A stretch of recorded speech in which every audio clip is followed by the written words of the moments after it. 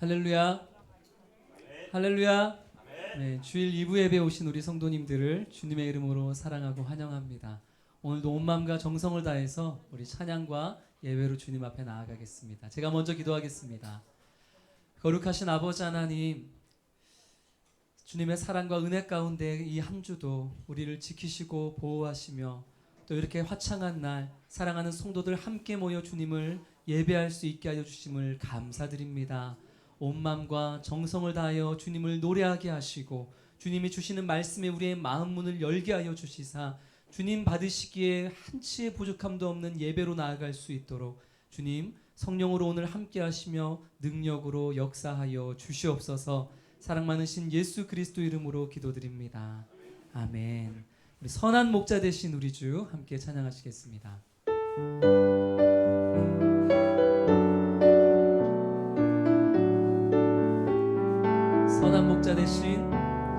선한 목자 되신 우리 주 항상 인도하시고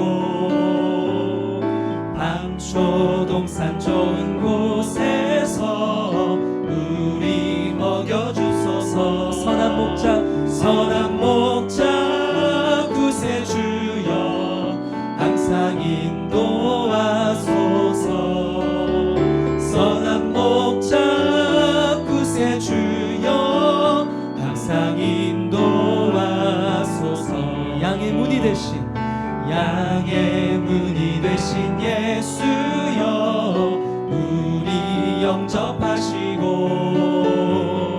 길을 잃은 양의 무리를 항상 인도하소서. 선한 목자 구세주여 기도 들어주소서. 선한 목자 구세주여 기도 들어주소서. 흠이 많고 약한 우리도 용납하여 주시고 주의 넓고 크신 은혜로 자유 얻게 하셨네. 선한 목자 구세주여 지금 나아갑니다. 선한 목자 구세주여 지금 나아갑니다. 일찍 주의 뜻을 따라서 살아가게 하시고 주의 크신 사랑 베푸사 주를 쫓게 하소서. 선한 목자 구세주여 항상 인도하소서. 선한 목자 구세주여 항상 우리 3절로 고백하겠습니다. 흠이 많고 약한 우리도 용납하여 주시고 주의 넓고 크신 은혜로 자유 얻게 하셨네. 선한 목자 구세주여 지금 나아갑니다. 선한 목자 구세주여 지금 나아갑니다. 일찍 주의 뜻을 따라서 살아가게 하시고 주의 크신 사랑 베푸사 주를 쫓게 하소서. 선한 목자 구세주여 항상 인도하소서. 선한 목자 구세주여 항상 인도하소서. 선한 목자 구세주여 항상 인도하소서. 선한 목자 구세주여 항상 인도 목자 구세주여 선한 목자 구세주여 항상 인도하소서 선한 목자 구세주여 항상 인도하소서 나를 지으시니가 하나님 나를 지으시니가 하나님 나를 보내시니가 하나님 나를 보내시니도 하나님 나의 나 된 것은 다 하나님 은혜라 나의 달려갈 길 다 가도록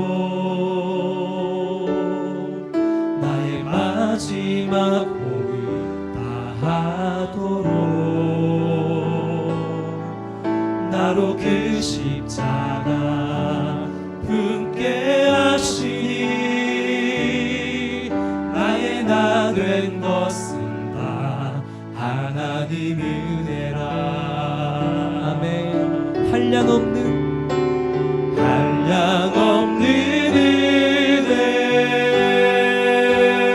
은혜 갚을 길 없는 은혜 내 삶을 애워싸는 하나님의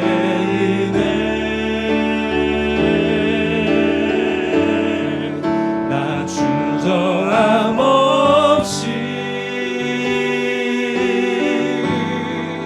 그 땅을 밟음도 나를 붙드시는 하나님의 은혜 처음부터 한 번 더 고백합니다. 나를 지으시니가 하나님 지으시니가 하나님 나를 보내시니가 하나님 나를 보내시니도 하나님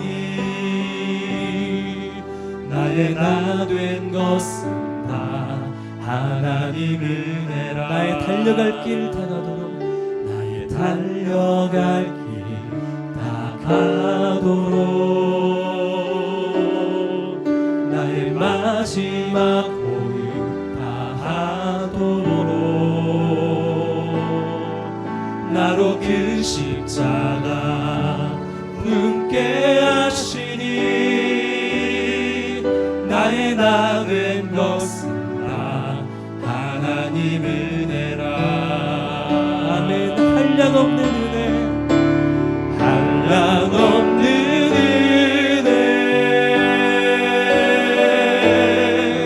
갚을 길 없는 은혜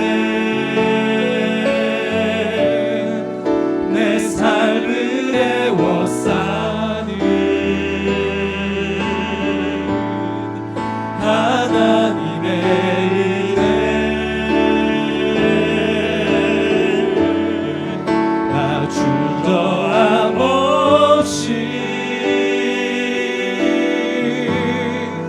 그 땅을 밟음도 나를 붙드시는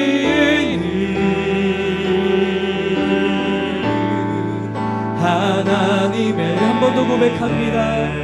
한량없는 그네 한량없는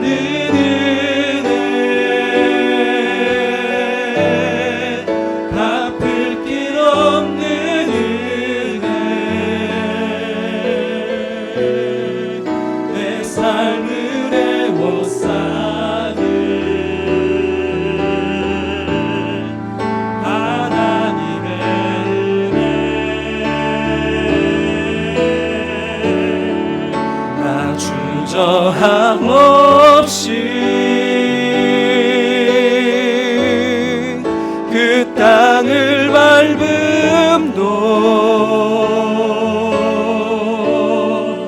나를 붙드시는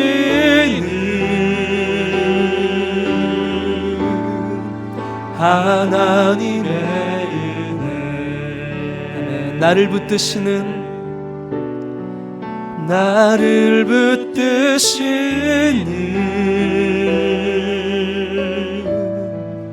하나님의 은혜.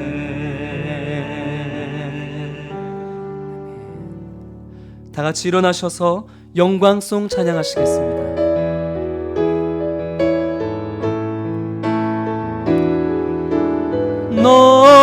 너희는 가만히 있어 주가 하나님 되말지어다.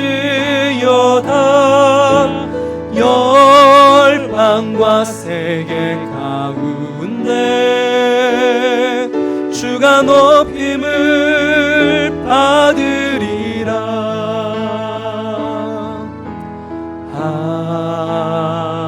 하나님은 우리의 피난처가 되시며 환난 중에 우리의 힘과 도움이시라.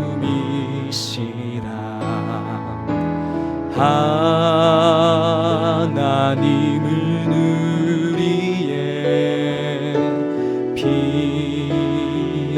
피난처가 되시며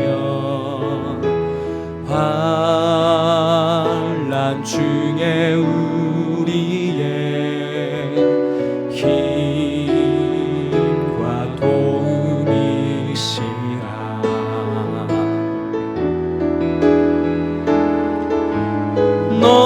너희는 가만히 있어 주가 하나님 되말지어다. 열방과 세계 가운데 주가 높임을 받으리라.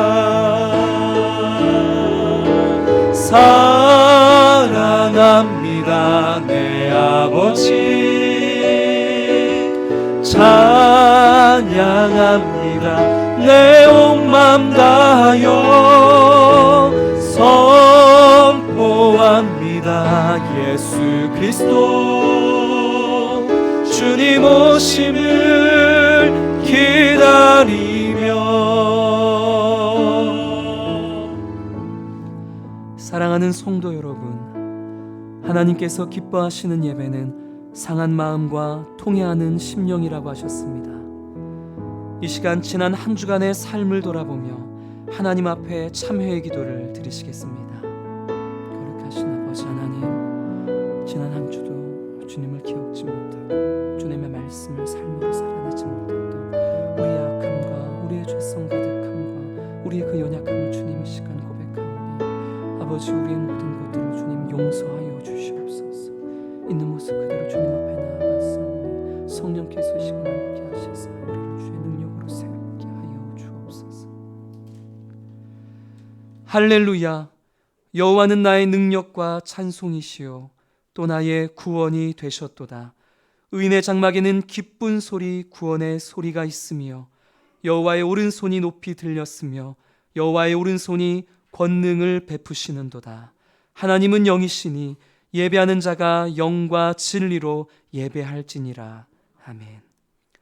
사랑과 은혜의 아버지 하나님, 우리를 예수 그리스도 안에 붙어있는 그리스도인 되게 하시사 그리스도와 함께 살리시고 함께 일으키시며 함께 하늘 보좌에 앉히시는 자비와 긍을 베푸심을 감사드립니다. 이 시간 사랑하는 주의 백성들이 주님 앞으로 나와 예배 드리오니 성령으로 함께하여 주시사 영과 진리로 드려지는 참된 예배 되게 하여 주옵소서. 예수 그리스도 이름으로 기도드립니다. 아멘. 다 같이 교동문 11번 시편 17편을 교독하시겠습니다. 여호와여 의의 호소를 들으소서. 나의 울부짖음에 주의하소서. 거짓되지 아니한 입술에서 나오는 나의 기도에 귀를 기울이소서. 주께서 나를 판단하시며 주의 눈으로 공평함을 살피소서. 주께서 내 마음을 시험하시고 밤에 내게 오시어서 나를 감찰하셨으나 흠을 찾지 못하셨사오니 내가 결심하고 입으로 범죄하지 아니하리이다. 사람의 행사로 논하면 나는 주의 입술의 말씀을 따라서 스스로 삼가서 포악한 자의 길을 가지 아니하여 싸우며 나의 걸음이 주의 길을 굳게 지키고 실족하지 아니하였나이다. 하나님이여 내게 응답하시겠으므로 내가 불렀사오니 내게 귀를 기울여 내 말을 들으소서. 주께 피하는 자들을 그 일어나 치는 자들에게서 오른손으로 구원하시는 주여, 주의 기이한 사랑을 나타내소서. 아멘. 자리에 앉으셔서 찬송가 290장 우리는 주님을 늘 배반하나 찬양하신 후 이태신 장로님 예배를 위해 대표 기도하시겠습니다.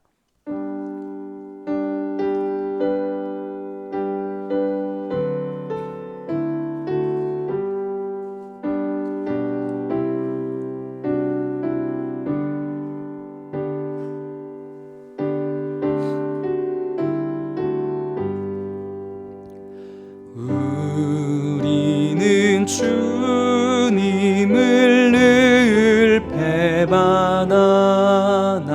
내 주 예수 여전히 날 부르사 그 참되신 사랑을 베푸시나니 내 영체여 주님을 곧 따르라.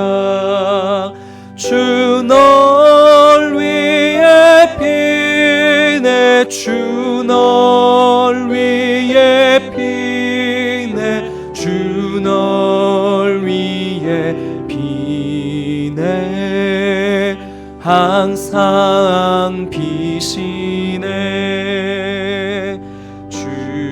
주께서 풍성한 은혜를 내려 내 영혼이 나날이 복받으니 주 예수를 너희도 구주로 섬겨 곧 따르면 풍성함 복 받겠네. 주 널 위해 피네 주 널 위해 피네 주 널 위해 피네 항상 비시네. 무거운 짐 지고 애타는 인생 주 예수께 돌아와 곧 쉬어라. 내 주 예수 너희를 돌보실 때에 잠복 낙한 위가 넘치겠네.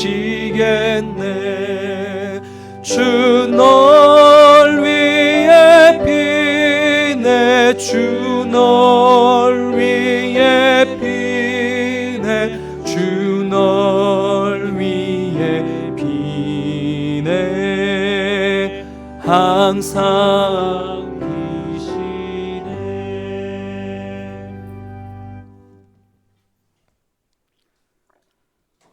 하늘에 계시는 우리 아버지 하나님, 지난 1일 발생한 코로나19 바이러스로 인하여 질 수 없는 일상 시작한 지도 벌써 몇 개월의 시간이 흘러 이제 회복의 달 6월 첫째 주일을 맞이하였습니다. 참으로 많은 걱정 가운데서도 우리 부산 사랑의 교회를 지켜주신 하나님께 이 시간 크신 영광과 찬송을 올려드립니다. 오늘 이 거룩한 주일 저희들 하나님 앞에 나와싸우니 우리 부산 사랑의 교회에서 올려드리는 모든 예배를 기뻐 받아 주시옵소서.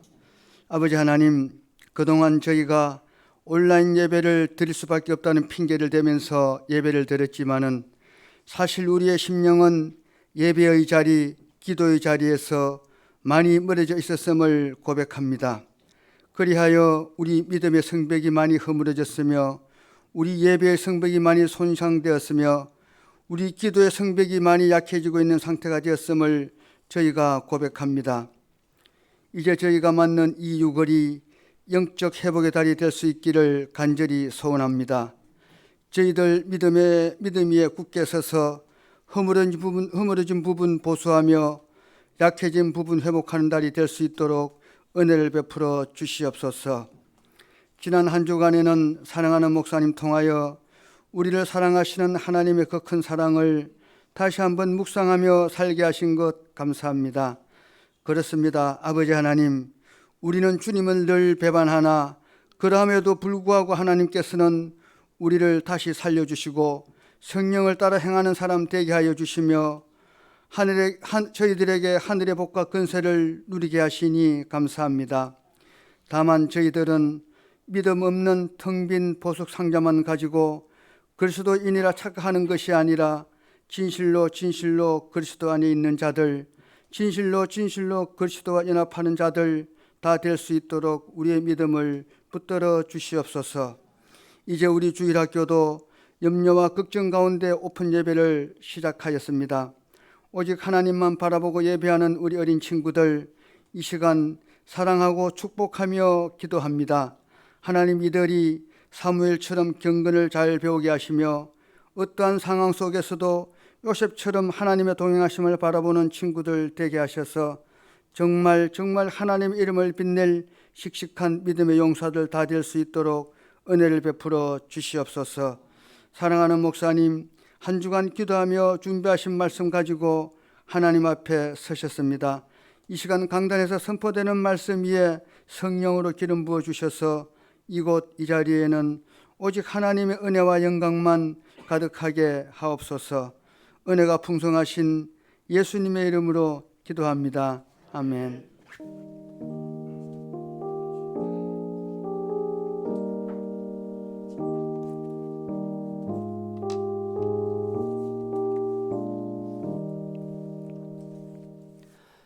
오늘 우리에게 주시는 하나님의 말씀은 에베소서 2장 8절 말씀입니다.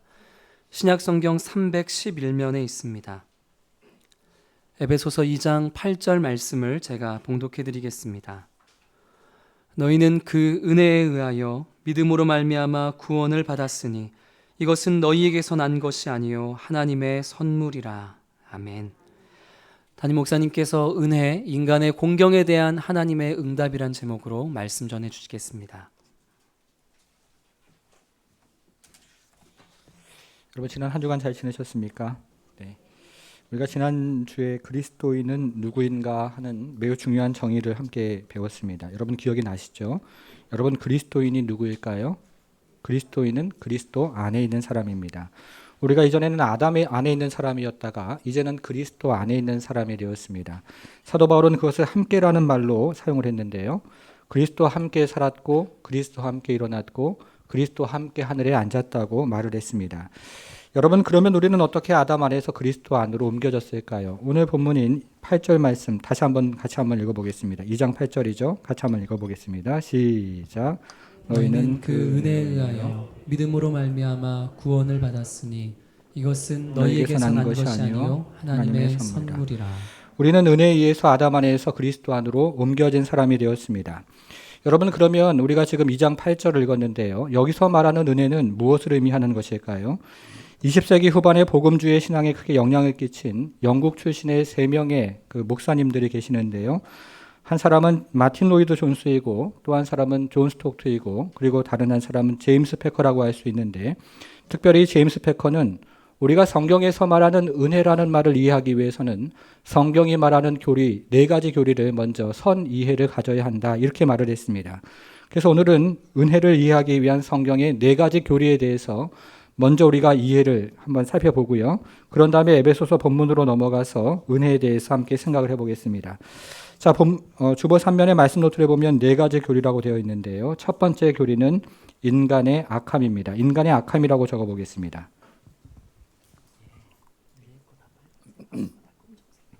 언젠가 이재철 목사님이 인간의 본성을 이렇게 설명한 적이 있습니다. 이탈리아 신학자 지오바니 빠삐니는 예수님의 일생이라는 책에서 이런 질문을 던집니다. 그는 그토록 넓고 넓은 천지상간에서 예수님께서 왜 하필이면 짐승의 외양간에서 태어나셨을까에 대한 질문을 던집니다. 우리가 예수님이 태어난 성마를 보면 예수님이 태어난 그 외양간은요, 매우 깨끗하고 그리고 거룩하게 그려져 있습니다.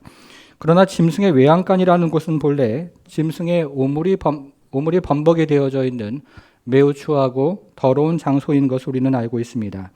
특별히 예수님이 태어나신 구유는 짐승의 밥통을 말하는 것인데요. 이 짐승의 먹이와 분비물이 뒤범벅이 되어서 매우 추하고 더러움의 상징인 곳이 바로 그곳입니다. 여러분, 그런데 이토록 넓고 넓은 천지산간에서 예수님께서 왜 하필이면 그 더럽고 추한 짐승의 구유에서 태어나시는 것일까요? 지오바니 빠삐니는 그 질문에 대해서 외양간이 그나마 예수님께서 태어나시기에 가장 깨끗한 장소이기 때문이라고 대답을 했습니다. 여러분, 우리가 다들 이렇게 잘 차려입고 이곳에서 주일날 예배를 드리지만 그렇기 때문에 우리는 다들 깨끗하고 거룩한 사람들처럼 보입니다. 여러분, 그러나 잠시 우리가 살아온 인생을 한번 되돌아보십시다. 우리가 이 세상에 태어나서 지금까지 얼마나 많은 맑고 깨끗한 물을 마셨습니까? 그런데 그 물이 다 어디로 갔을까요? 그리고 우리가 이 세상에서 태어나서 지금까지 얼마나 좋고 그리고 깨끗한 음식을 많이 먹었습니까? 그런데 그 음식은 또 다 어떻게 되었습니까? 모두 오물이 되었습니다. 여러분, 우리 한 사람이 평생토록 사용한 썩지 않은 비닐과 그리고 플라스틱은 다 어떻게 되었습니까? 그리고 우리 한 사람이 평생토록 걸쳤던 수많은 옷과 그리고 신발은 다 어디로 갔을까요? 모두 쓰레기로 버려졌습니다. 겉으로는 깨끗해 보이지만 모든 인간은 이 세상에 태어나서 이 세상을 더럽히기만 하는 것입니다. 그런데 인간은 겉만 더러운 것이 아니라 그 속까지 더럽습니다. 속에서 나오는 생각과 마음이 더 더러운 것입니다. 여러분, 짐승은 사람들처럼 오물을 내뱉기는 하지만 그 속이 더럽지는 않습니다. 짐승의 세계에서 자신들이 누울 땅을 한 뼘이라도 더 차지하기 위해서 서로 싸우고 죽이고 대량 살상을 한다는 이야기를 들어보셨습니까? 짐승은 인간처럼 평생이 지나가도 다 쓰지 못할 것들을 단지 쌓아두기 위해서 남을 해치는 법이 없습니다. 그래서 이탈리아 신학자 지오바니 빠삐니는 하나님의 독생자 예수님이 태어나시기에 외양간보다 더 깨끗한 곳이 없다라고 말했습니다. 성도 여러분, 하나님께서 한순간이라도 이 세상을 붙잡아 주지 아니하신다면 인간은 짐승보다 더 못한 존재가 될 수 있는 것입니다. 그것이 바로 인간의 본성입니다. 자, 이제 두 번째 교리를 함께 생각해 보겠습니다. 두 번째 교리는요, 인간의 무능력입니다. 인간의 무능력이라고 적어 보겠습니다. 자, 우리가 지금 살펴보는 교리는요, 앞에 두 가지 교리는 인간에 대한 교리고요, 뒤에 두 가지 교리는 하나님에 대한 교리인데요. 두 번째 인간에 대한 교리는 인간의 의지에 대한 것인데 이 부분은 다소 어렵지만 여러분께서 꼭 이해를 하셔야 합니다. 인간의 의지에 대한 첫 번째 신학적인 논쟁은 어거스틴, 그러니까 아우구스티누스와 4세기와 5세기에 영국의 수도승으로 활동을 했던 펠라기우스 사이의 논쟁이었습니다. 펠라기우스는 인간의 의지가 자유롭다고 주장을 했고 아우구스티누스는 인간의 의지가 자유롭지 못하다고 주장을 했습니다. 여러분, 그러면 인간의 의지가 자유롭지 않다는 이 아우구스티누스의 주장은 무엇을 구체적으로 의미하는 것일까요? 먼저 아우구스티누스가 말하는 인간의 의지는 오늘날 우리가 일반적으로 말하는 인간의 자유의지를 말하는 것이 아닙니다. 오늘날 우리가 일반적으로 말하는 자유의지는 여러 선택지 중에서 내가 원하는, 마음에 원하는 것을 선택할 능력을 자유의지라고 말을 합니다.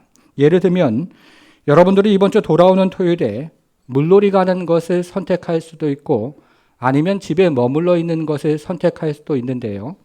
오늘날 우리는 이런 것을 자유의지라고 말하고 있는 것입니다. 그러나 아우구스티누스가 말하는 의지는 어떤 피조물이 어떤 목적을 위해서 지음받았는가의 관점에서 이해를 해야 한다고 말을 했습니다. 예를 들어 물에서 살게 되어 있는 물고기가 자신의 물리적인 의지를 이용해서 땅으로 올라온다면 어떻게 되겠습니까? 물고기는 물에서 살 것인지 아니면 땅에서 살 것인지를 자유로이 선택할 수는 있지만 자신이 지음받은 목적과 반대 방향을 선택을 하면 반드시 죽게 되어 있습니다. 여러분, 그러면 하나님께 붙어 있어야 하는 아담이 자신의 의지를 이용해서 하나님으로부터 분리를 선택한다면 어떻게 되겠습니까? 아담은 하나님께 붙어 있을 자유도 있고 하나님으로부터 분리될 것인지를 자유로이 선택할 수 있지만 자신이 지음받은 목적과 반대 방향을 선택함으로 말미암아서 스스로를 죽음으로 몰아넣었습니다. 그래서 아우구스티누스는 아담의 불순종은 아담의 자유를 증진시켜주는 방향으로 작용을 하는 것이 아니라 아담의 자유를 파괴하는 행동이라고 말했습니다. 여러분, 그러면요, 이 아담이 타락한 이후에 우리 인간의 의지는 또 어떻게 되었을까요? 아담이 타락한 이후에도 인간은 우리가 오늘날 일반적으로 이야기하는 자유의지를 여전히 가지고 있습니다. 인간은 여전히 돌아오는 토요일에 집에서 머물러 있는 것을 선택할 수도 있고 물놀이를 가는 것을 선택할 수도 있습니다. 여러분, 그러나 이 아담이 타락한 이후의 인간은 하나님을 향한 의지는 잃어버렸습니다. 이제 인간은 자기 자신을 바라볼 수밖에 없는 존재가 되었습니다. 자기 자신과 자기 욕망을 채우는 것을 인생의 최고 목적으로 삼을 수밖에 없는 존재가 된 것입니다. 그래서 아우구스티누스는 인간의 의지가 자유로운 것이 아니라 인간의 의지가 한쪽으로 기울어져 있다고 말을 했습니다. 이것을 이렇게 말을 했는데요.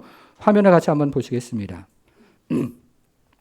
자, 이게 아우구스티누스가 한 말인데요. 조금 말이 어렵습니다. 그러나 같이 한번 좀 보겠습니다. 포세 페카레 뭐라고 되어 있습니까? 죄를 지을 수 있는 능력. 포세 논 페카레 또 뭐라고 되어 있습니까? 죄를 짓지 않을 수 있는 능력. 같이 한번 읽어볼게요. 포세 페카레 같이 한번 읽어보겠습니다. 시작. 포세 페카레 죄를 지을 수 있는 능력. 포세 논 페카레 죄를 짓지 않을 수 있는 능력. 여러분 다시 한번 보겠습니다. 여기서 포세 페카레라는 말은 죄를 지을 수 있는 능력을 말합니다. 그리고 이어지는 포세 논 페카레라는 말은 죄를 짓지 않을 수 있는 능력을 말합니다. 여러분, 그러면 여기서요, 타락 이전의 아담은 어떤 능력을 가지고 있었을까요? 한번 생각을 해보시기를 바랍니다. 타락 이전의 아담은 죄를 지을 수 있는 능력도 가지고 있었고 죄를 짓지 않을 수 있는 능력도 가지고 있었습니다. 그래서 아담은 하나님께 불순종함으로 타락할 수도 있었고 하나님께 순종함으로 영생을 얻을 수도 있었습니다. 자, 이것을 아우구스티누스가 한 말로 생각을 해보면 포세 페카레도 가지고 있었고 포세 논 페카레도 가지고 있었던 것입니다. 여러분, 그러나 타락 이후의 아담은 그러면 어떻게 되었을까요? 타락 이후의 아담은 여전히 죄를 지을 수 있는 능력을 가지고 있었습니다. 그러나 타락 이후의 아담은 죄를 짓지 않을 수 있는 능력은 잃어버렸습니다.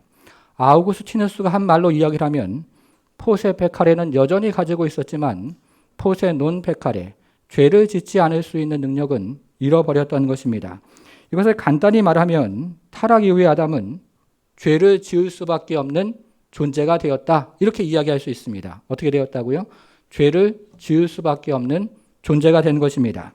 그리고 아담 이후의 모든 인간도 죄를 지을 수밖에 없는 존재가 되었습니다.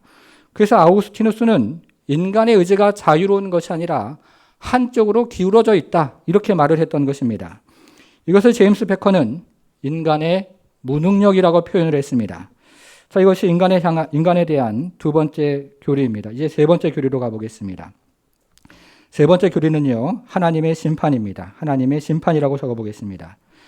여러분, 이 부분은 우리가 2장 3절에서 자세하게 살펴보았기 때문에 여기서는 간단하게 생각을 해보겠습니다. 여러분, 우리가 사는 이 세상은 모든 선행이 보상을 받고 모든 악행이 심판을 받는 그런 세상이 아닙니다. 오히려 의인이 고난을 받고 때로는 악인이 복을 누리는 것이 이 세상의 형편입니다. 그래서 성경은 마지막 날에 모든 선행이 보상을 받고 모든 악행이 심판을 받는 날이 반드시 있다고 말을 하고 있습니다. 그러므로 마지막 날에 하나님을 대적했던 불순종했던 아담, 그리고 그의 자손들은 반드시 심판을 받을 것입니다. 그것이 성경이 말하는 하나님의 심판입니다.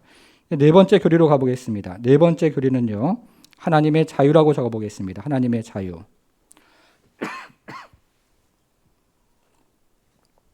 여러분, 우리가 지금 네 가지 성경에 있는 교리를 함께 살펴보고 있는데요. 첫 번째 교리가 무엇이었습니까? 인간의 악함. 두 번째 교리는요, 인간의 무능력. 세 번째 교리는 뭐였습니까? 하나님의 심판. 네 번째 교리는 하나님의 자유입니다. 앞에 등장하는 두 가지 교리는 성경에 등장하는 인간에 관한 교리고요.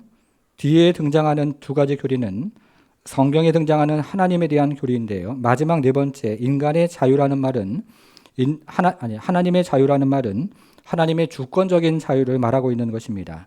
우리는 이것을 두 가지 질문을 가지고 생각을 해보겠습니다. 첫 번째 질문은요, 우리는 하나님께 정의를 요구할 수 있는가 하는 것입니다. 지난주에 경기도 의정부에서 이런 일이 있었습니다. 어떤 술 취한 여대생이 한 동네 사는 선배로부터 성폭행을 당한 사건이 기사화되었습니다. 가해자는 술 취한 여대생을 여인숙으로 끌고 가서 성폭행을 한 후에 2명의 친구를 불러서 다시 성폭행을 했습니다. 그런데 3명의 가해자는 이 여대생의 술로 말미암아서 기억을 하지 못한다는 사실을 이용해서 자신들의 범행을 완강하게 부인을 했고, 그래서 결국 무죄로 풀려났습니다. 이것을 수상하게 여긴 경찰이 다시 DNA 검사를 해서 이 3사람을 범인으로 잡았던 그 기사가 지난주에 실렸습니다. 여러분, 그런데요, 만일에 이 일이 그냥 지나갔다면 어떻게 되었을까요? 그래서 우리가 시편을 읽어보면 우리가 교동문에서 살펴보았던 것처럼 수많은 시편의 기자들이 하나님의 공의 혹은 하나님의 정의에 대해서 요구하는 그런 기도를 우리는 수없이 만날 수가 있습니다. 우리가 앞에서 살펴보았던 것처럼 하나님께서는 심판자이기 때문에 우리는 하나님에게 하나님의 정의 그리고 하나님의 공의에 대해서 요구할 수 있고 또 기도할 수 있는 것입니다. 여러분, 그러나 두 번째, 그렇다면 우리가 하나님의 은혜에 대해서 요구할 수 있는 사람들일까요? 다시 앞으로 앞의 이야기로 돌아가서요, 만일에 저와 여러분이 그 여대생의 부모라면 저와 여러분들은 그 짐승보다 못한 인간들에게 과연 은혜를 베푸시겠습니까? 제가 그 여대생의 부모라면 저는 절대로 은혜를 베풀지 않겠습니다. 오히려 죄값을 톡톡하게 치르도록 하겠습니다. 여러분, 그런데 누구도 저의 이 같은 결정에 대해서 비난을 할 수는 없을 것입니다. 왜냐하면 정의가 바르게 세워져야 하기 때문에 그렇습니다.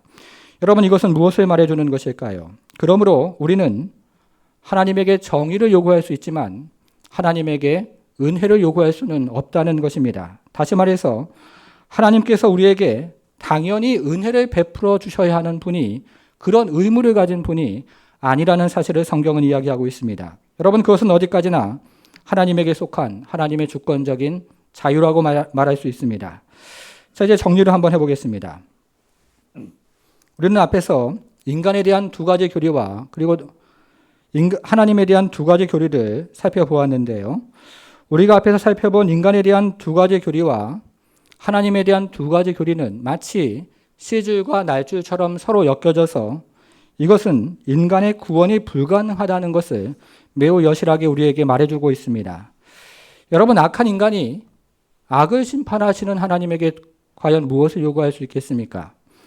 더불어 무능력한 인간이 주권자이신 하나님 앞에서 도대체 무엇을 또 요구할 수가 있겠습니까? 그래서 성경이 말하는 인간에 대한 교리와 하나님에 대한 두 가지 교리는 인간의 구원이 불가능하다는 사실을 매우 여실하게 우리에게 말해주고 있는 것입니다. 성도 여러분, 그런데요, 저와 여러분들은 어떻게 하나님의 자녀가 되어서 지금 이 자리에 앉게 되었을까요? 자, 오늘 본문인 8절을 다시 한번 읽어보겠습니다. 8절이요. 다시 한번 읽겠습니다. 시작. 너희는 그 은혜에 인하여 믿음으로 말미암아 구원을 받았으니 이것은 너희에게서 난 것이 아니요 하나님의 선물이라. 뭐라고 얘기합니까? 은혜라고 얘기하고요. 그것을 또 뭐라고 얘기합니까? 하나님의 선물이라고 이야기합니다.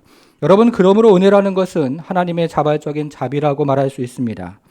가혹한 대접을 받기 합당하고 가혹한 대접 외에는 그 무엇도 기대할 수 없는 인간들에게 베풀어진 하나님의 자발적인 자비인 것입니다. 허물과 죄로 말미암아 영원한 형벌을 받을 수밖에 없는 인간에게 베풀어진 하나님의 자발적인 자비가 바로 은혜인 것입니다. 여러분, 그러면요, 이 하나님의 은혜가 우리가 지금 살펴보고 있는 이 에베소서에는 어떻게 등장을 하고 있습니까? 자, 우리는 지금 에베소서 1장 1절부터 2장 8절 오늘 본문까지를 한 절 한 절 또 한 단락 한 단락을 지금 살펴보고 있는데요.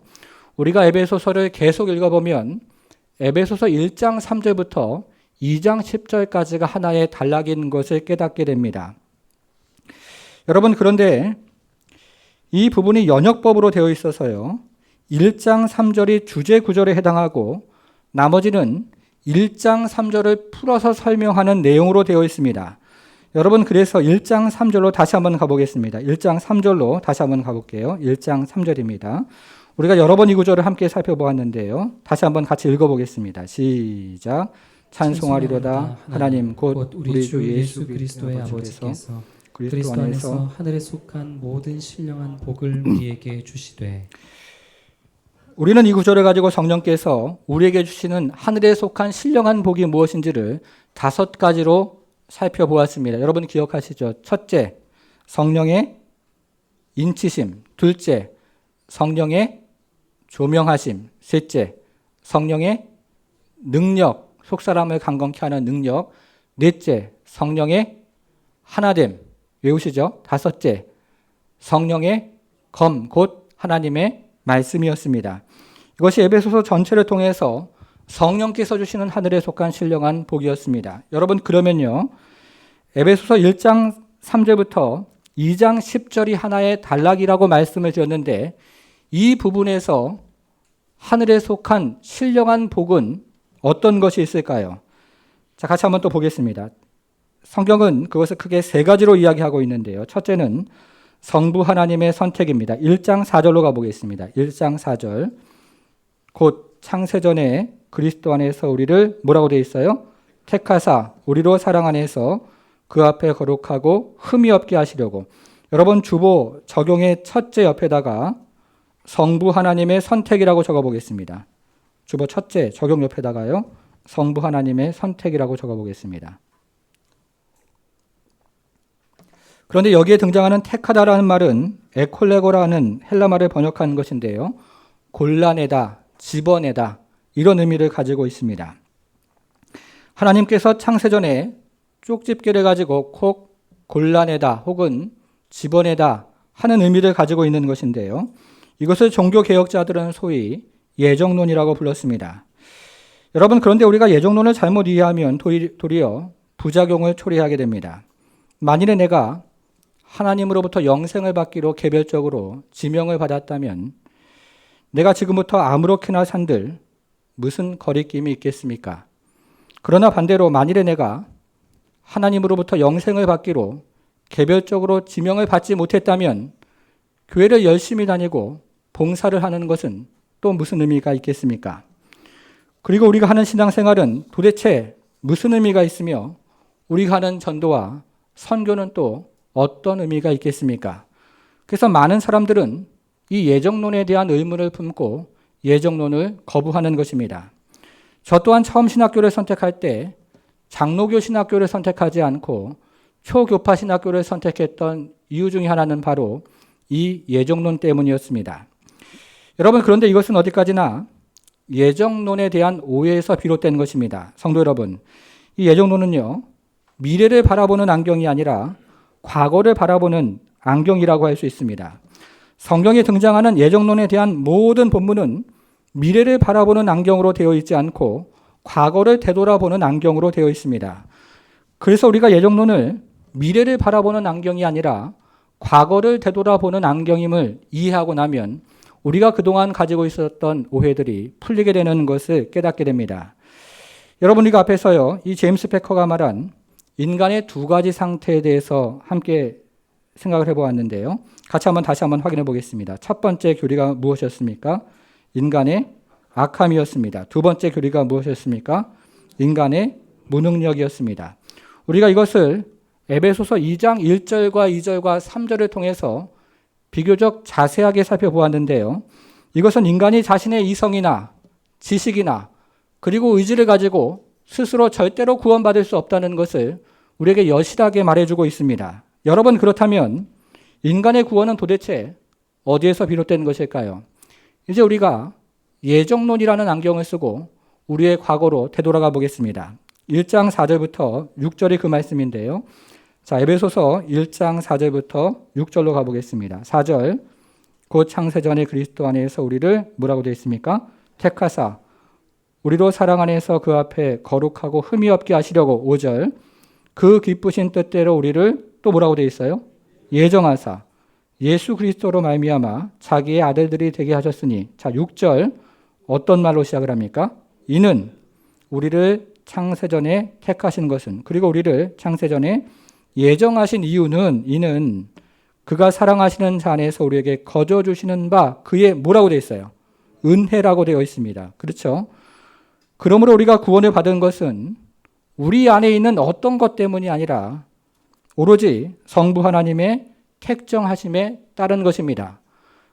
그래서 성경은 그것을 가리켜서 은혜라고 지금 이야기를 하고 있는 것입니다.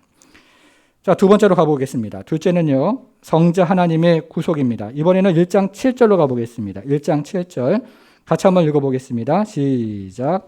우리는 그리스도 안에서 그의 은혜의 풍성함에 따라 그의 피로 말미암아 속량 곧 죄사함을 받았느니라. 자, 무엇을 받았습니까? 속량 곧 죄사함을 받았습니다. 주보의 둘째 옆에다가요, 성자 하나님의 속량 혹은 구속이라고 적어보겠습니다. 성자 하나님의 속량 혹은 구속이라고 적어보겠습니다.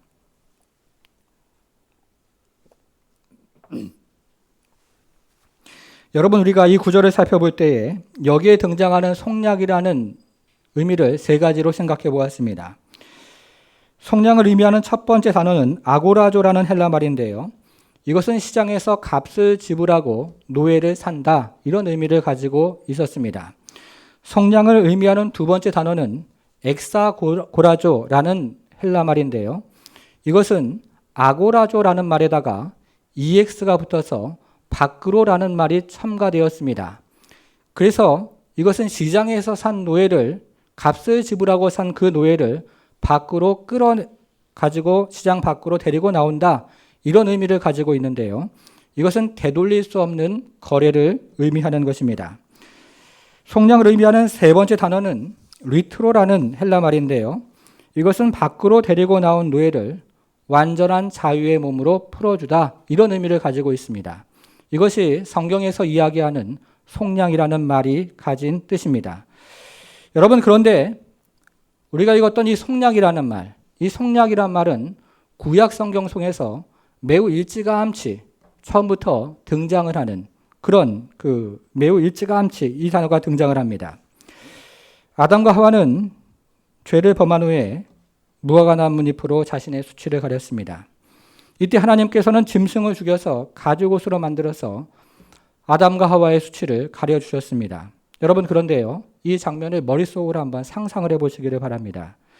이제 하나님께서 칼로 살아있는 짐승을 죽여서 가죽을 벗기십니다. 그런데 이 과정에서 짐승의 몸에서 선혈이 쏟아져 나오고, 그리고 짐승의 몸에서 쏟아져 나온 이 선혈과 짐승의 내장들과 짐승의 가죽들이 서로 뒤범벅이 되는 매우 끔찍한 광경이 아담의 눈앞에 펼쳐집니다. 이것은 아담과 하와가 방금 저지른 죄악이 얼마나 끔찍한 죄악을 몰고 왔는지를 여실히 보여주고 있는 그림입니다. 여러분, 더불어서 이것은 예수 그리스도의 십자가 희생을 저 멀리서 미리 보여주고 있는 그림이기도 합니다. 여러분, 그렇다면요, 하나님께서 자신의 독생자 예수님을 십자가에 못 박으면서까지 우리를 구원할 의무를 가지고 계시는 것일까요? 우리는 앞에서 하나님에 대한 두 가지 진리를 살펴보았는데요. 다시 한번 본론으로 돌아갔어요. 세 번째 교리 무엇이었습니까? 하나님의 심판이었습니다. 네 번째 교리는 무엇이었습니까? 하나님의 주권적 자유였습니다. 여러분, 그런데 이것이 말해주는 것은 하나님께서 우리를 심판할 의무는 있지만 우리를 구원해 줄 의무는 없다는 것을 말해주고 있는 것입니다. 여러분, 그런데 저와 여러분들은 어떻게 하나님의 자녀가 되어서 지금 이 자리에 앉아 있을 수 있게 되었을까요? 자, 7절로 다시 한번 돌아가 보겠습니다. 1장 7절이죠. 다시 한번 돌아가 보겠습니다. 우리는 그리스도 안에서 그의 뭐라고 되어 있어요? 은혜. 그의 은혜 때문이라고 되어 있습니다. 그러므로 우리가 구원을 받은 것은 우리 안에 있는 어떤 것 때문이 아니라 오로지 성자 하나님의 구속하심에 따른 것입니다. 성경은 그래서 이것을 은혜라고 말하고 있는 것입니다. 여러분, 그러면 성부 하나님의 택정하심과 성자 하나님의 뭐예요? 구속하심을 우리 각 사람에게 시행해 주신 분은 누구일까요? 자, 이번에는요. 1장 13절로 가보겠습니다. 1장 13절. 우리가 앞에서 성자 하나님의 택정하심과 성부 하나님의 택정하심과 성자 하나님의 구속하심에 대해서 살펴보았는데요. 이것을 우리 각 사람에게 시행하신 분, 그것이 1장 13절에 등장을 하는데요. 그 안에서 너희도 진리의 말씀, 곧 너희의 구원의 복음을 듣고 그 안에서 또한 믿어 약속에 뭐라고 되어 있어요? 성령으로 인치심을 받았으니. 그러므로 성부 하나님의 택정하심과 성자 하나님의 구속하심, 우리 각 사람에게 시행해 주신 분은 바로 누굽니까? 성령 하나님이십니다. 그것을 성경은 성령으로 인치심을 받았다 이렇게 표현을 하는데요. 셋째 옆에다가 성령 하나님의 인치심이라고 적어보겠습니다. 자, 그럼 적용을 정리하면 어떻게 되겠습니까? 첫째, 성부 하나님의 선택. 둘째, 성자 하나님의 구속. 셋째, 성령 하나님의 인치심. 여러분, 그러므로 구원은 오직 성부, 성자, 성령, 삼위일체 하나님의 사역이라고 말할 수가 있는 것입니다. 여러분, 그러면 에베소서 1장이 말해주는 결론은 무엇이겠습니까? 다시 에베소서 1장으로 돌아가서요. 1장 2절에서 은혜라는 말에 표시를 해보겠습니다. 2절에서요. 은혜라는 말 찾았습니까? 6절로 가서요. 이번에도 은혜라는 말에 표시를 해보겠습니다. 자, 이번에는요. 7절로 가보겠습니다. 7절에 또 은혜가 나옵니까? 안 나옵니까? 네, 나오죠. 여기도 표시를 한번 해보겠습니다. 자, 그럼 몇 절에 했습니까? 2절에 했고요. 또 6절에 했고 그 다음에 또 7절에 했습니다. 여러분, 은혜라는 말이 모두 몇 번 나옵니까? 3번 나오죠. 그러므로 에베소서 1장이 말해주는 것은 오직 삼위일체 하나님의 은혜로 우리가 구원을 받는다. 그 얘기를 에베소서 1장은 우리에게 들려주고 있습니다. 여러분, 그런데 1장이 하나님의 관점에서 은혜에 대해서 이야기한다면 에베소서 2장은 인간의 관점에서 이 은혜에 대해서 다시 조명을 하는 이야기입니다. 자, 에베소서 2장으로 가보겠습니다. 2장. 자, 이번에는요. 5절입니다. 2장 5절에서요. 은혜라는 말에 표시를 해보겠습니다. 찾았습니까? 예. 이번에는 또 7절로 가서요. 7절에서도 은혜라는 말에 표시를 해보겠습니다. 자, 마지막 8절로 가서요. 8절에서도 은혜라는 말에 표시를 해보겠습니다. 자, 여러분, 그러면 은혜라는 말 2장에서는 몇 번 표시를 하셨습니까? 3번을 했습니다. 그렇죠? 여러분, 그러면 하나님께서 우리에게 베풀어 주신 이 은혜의 성격은 무엇일까요? 다시 1장으로 가서 1장 7절로 가보겠습니다. 1장 7절이요. 자, 1장 7절로 가서 우리는 그리스도 안에서 그의 은혜에 뭐라고 되어 있습니까? 풍성한 은혜라고 되어 있습니다. 그렇죠? 자, 한 구절을 더 보겠습니다. 2장 7절로 가보겠습니다. 2장 7절. 자, 2장 7절로 가서 보니까요. 이는 그리스도 예수 안에서 우리에게 자비하심으로써 은혜에 또 뭐라고 되어 있어요? 지극히 풍성한 은혜라고 되어 있습니다. 하나님의 은혜는 풍성한 은혜이고 그리고 이 하나님의 은혜는 지극히 풍성한 은혜입니다.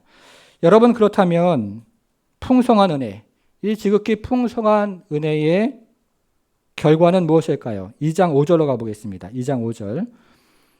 허물과 죄로 죽은 우리를 그리스도와 함께 살리셨고 너희는 은혜로 어떻게 됐습니까? 구원을 받은 것이라. 여기서 은혜는 원인이고 구원은 결과입니다. 그렇죠? 자, 2장 8절로 한번 또 가보겠습니다. 2장 8절. 너희는 그 은혜로 인하여 믿음으로 말미암아 어떻게 되었어요? 구원을 받았으니. 여기서도 은혜는 원인이고 구원은 결과입니다. 은혜의 결과는 구원이라고 말하고 있는 것입니다. 여러분, 그래서 사도 바울은 우리의 구원을 말하는 에베소서 1장 3절부터 2장 10절까지를 계속 이야기를 하고 있는데요. 우리의 구원을 이야기하면서 1장 3절 어떤 말로 시작을 하고 있습니까? 이제 마지막으로 1장 3절로 돌아가 보겠습니다. 1장 3절이요. 자, 1장 3절부터 2장 10절까지가 우리의 구원에 대한, 여기 우리가 지금 요약을 해봤는데요. 성부 하나님의 선택, 성자 하나님의 구속, 성령 하나님의 인치심, 그리고 이것을 또 우리의 관점에서 또 살펴보았는데요. 자, 이렇게 1장 3절부터 2장 10절까지는 하나의 단락으로 우리의 구원을 이야기하고 있는 단락인데, 자, 제일 처음에 등장하는 단어가 무엇입니까? 1장 3절 어떤 단어로 시작을 해요? 찬송하리로다, 찬송하리로다. 여기 표시를 한번 해보겠습니다. 찬송하리로다. 하나님 곧 우리 주 예수 그리스도의 아버지께서 그리스도 안에서 하늘에 속한 모든 신령한 복을 우리에게 주시되. 여러분, 이런 것을 우리는 성령이라고 말하는데 사도 바울은 우리의 구원을 신학적으로 지금 접근하고 있는 것이 아니라 하나님을 찬송하는 이야기로 접근하고 있다는 사실이 매우 중요합니다. 왜냐하면 우리의 구원이 우리에게서 난 어떤 것 때문에 이루어지는 것이 아니라 하나님의 전적인 은혜요 선물이기 때문에 그런 것입니다. 그래서 사도 바울은 우리의 구원을 신학적으로 접근하고 있는 것이 아니라 성령으로, 찬송으로, 찬양으로 지금 접근을 하고 있는 것입니다. 사랑하는 성도 여러분, 여러분들은 누구를 통해서 예수 안에 있게 되었습니까? 그리고 여러분들은 어떤 기회를 통해서 예수 안에 있게 되셨습니까? 우리가 이 모든 과정이 하나님의 은혜였다는 사실을 깨닫고 나면 우리는 사도 바울처럼 찬송의 자리로 나아갈 수가 있습니다. 그래서 우리는 사도 바울처럼 찬송하는 인생이 되는 것입니다. 바라기는 우리의 모든 성도들의 인생이 삼위일체 하나님의 이 구원의 깊이를 깨닫고 하나님을 찬송하는 자리로 나아가서 찬송하며 그분을 경배하는 인생을 살아가는 우리의 모든 성도가 되기를 주님의 이름으로 축복합니다. 기도하겠습니다. 성도 여러분, 우리가 이 시간에는요 한 1분 2분 짧지만 우리가 작은 소리를 내어서요 이 하나님의 구원의 말씀 우리가 들은 것들을 가지고 하나님을 송축하고 찬양하는 시간이 되기를 바랍니다. 여러분, 어떤 과정을 통해서 여러분들은 하나님의 자녀가 되었고 또 이 자리까지 오게 되었습니까? 우리가 만난 사람들, 우리가 만난 기회들은 실제로는요 우리 하나님께서 섭리하시고 인도하신, 창세전에 선택하시고 성자께서 2000년 전에 죽으셨던 그 구속사역을 성령께서 때와 장소에서 시행하신 사건인 것입니다. 놀라운 은혜가 우리에게 베풀어진 것입니다. 우리가 이것을 기억하면서 하나님을 잠시 송축하고 찬송하는 기도를 올려드리도록 하겠습니다. 기도하겠습니다.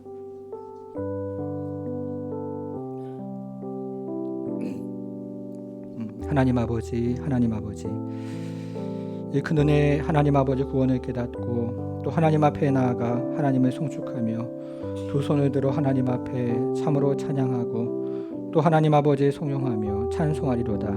하나님 곧 우리 주 예수 그리스도의 아버지께서 그리스도 안에서 하늘에 속한 모든 신령한 복을 우리에게 주셨던 그 하나님을 하나님 아버지 기억하며 주 앞에 나아갑니다. 주님, 참으로 하나님 아버지 이 복음의 은혜를 우리가 깨닫고 환난이나 적신이나 하나님 아버지 그 어떤 것도 그리스도의 사랑에서 끊을 것이 없다고 말씀하셨던 이 구원의 놀라운 사실 우리가 하나님 아버지 깨닫고 주 앞에 나아가서 주님을 찬송하며 살아가는 인생이 될 수 있도록 우리 하나님 함께하여 주옵소서. 찬송하리로다. 하나님 곧 우리 주 예수 그리스도의 아버지께서 그리스도 안에 하늘에 속한 모든 신령한 복을 우리에게 주시되 하나님 아버지 우리가 성부 성자 성령 하나님의 참으로 놀라운 구원 사역을 다시 한번 기억하며 이것이 우리에게부터 난 것이 아니요 오직 하나님의 선물인 것을 깨닫고 우리 하나님을 사도 바울이 찬송으로 시작했던 것처럼 우리 마음 가운데 하나님을 찬송하고 찬양하는 영으로 충만할 수 있도록 하나님께서 함께하여 주옵소서. 하나님 아버지 참으로 또 인생의 어려운 때를 지나가면서 또 시대의 어려운 때를 지나가면서 마음에 낙심이 오고 그리고 마음의 어려움 가운데 있는 성도들이 있다면 다시 한번 우리 구주께서 베풀어 주시는 이 하나님 아버지 놀라운 은혜를 깨닫고 우리 하나님께서 참으로 이끌어 가시는 은혜, 그리고 아무도 그의 사랑에서 끊을 수 없는 은혜, 그래서 모든 환경도 그리스도께서 주시는 은혜로 넉넉히 승리하고 이겨낼 수 있는 이 은혜를 굳게 하나님 믿고 그 자리에 앉아서 또 서서 하나님을 두 손으로 찬양하는 우리의 모든 성도들 될 수 있도록 하나님 함께하여 주옵소서. 감사드리며 예수님의 이름으로 기도하옵나이다. 아멘. 결단과 헌신의 마음으로 찬송가 303장 찬양하시면서 하나님 앞에 예물 드리시겠습니다.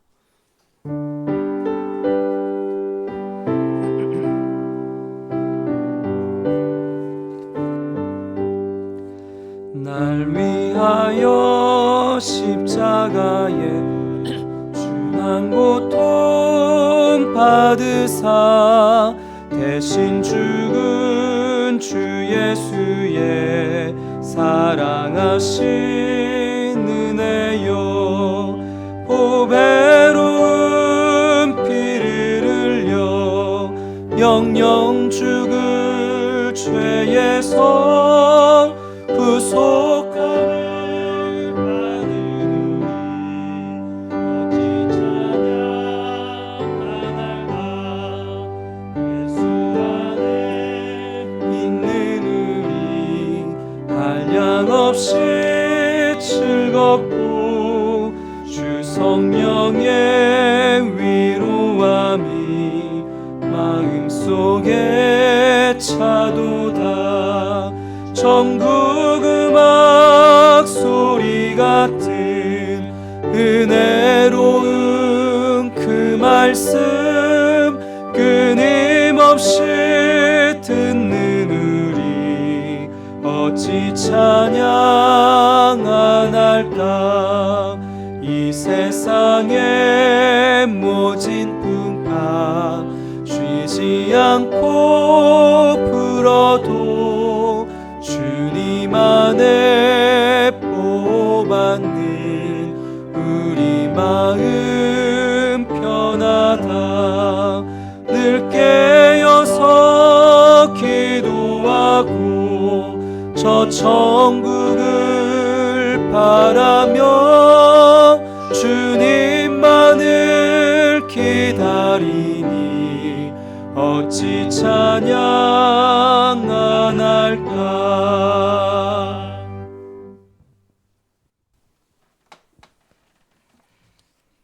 하나님 아버지, 주일 헌금과 11조 감사, 특별 감사, 선교, 또 건축 헌금 구별하여 드리는 모든 성도들을 기억하여 주시고, 이 세상에 모든 풍파 많이 일어나지만 하나님께서 우리를 또 택하시고 구원의 은혜를 베풀어 주신 하나님께서 인생의 마지막까지 우리를 인도해 주실 것을 믿고 하나님을 찬양하는 인생 모두가 될 수 있도록 우리 하나님 함께하여 주옵소서. 이제는 우리 주 예수 그리스도의 은혜와 하나님의 크신 사랑과 성령의 감화 감동 충만케 하심이 삼위일체 하나님의 크신 은혜를 깨닫고 하나님을 송축하는 모든 성도들 머리 위에 이제부터 영원토록 함께 하실지어다. 아멘.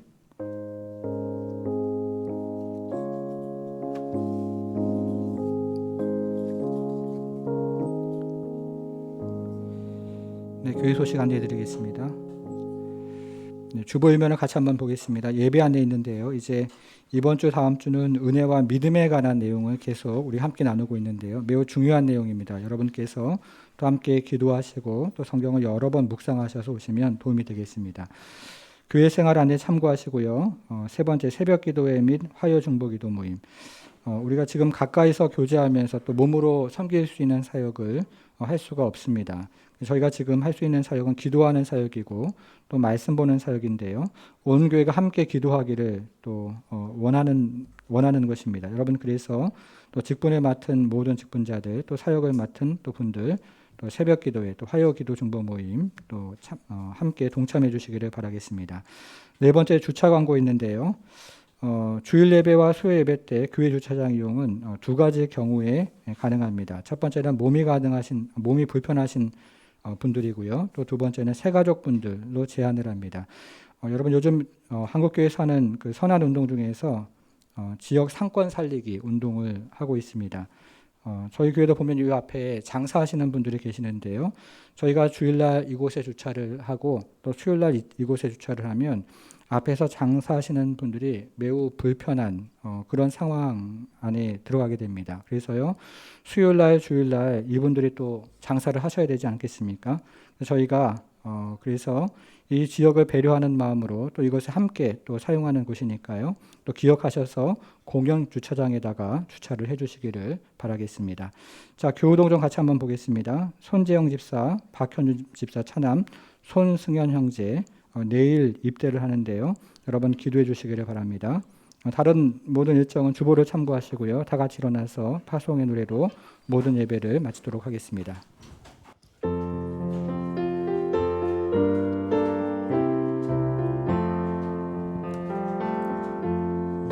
우리는 주의 백성이오니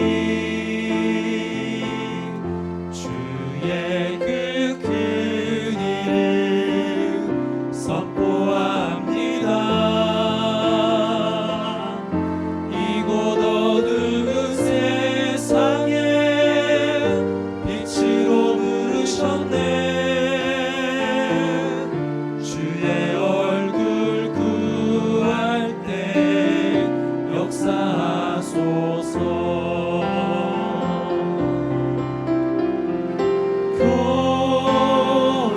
교회를 세우시고 이 땅 고쳐주소서.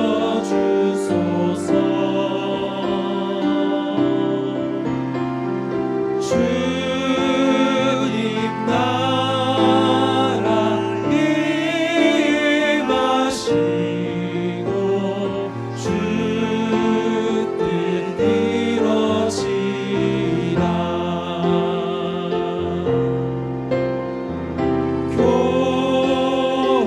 교회를 세우시고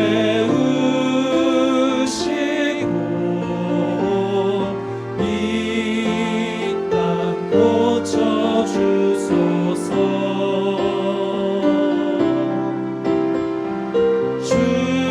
주님 나라 임하시고 주 뜻 이루어지이다.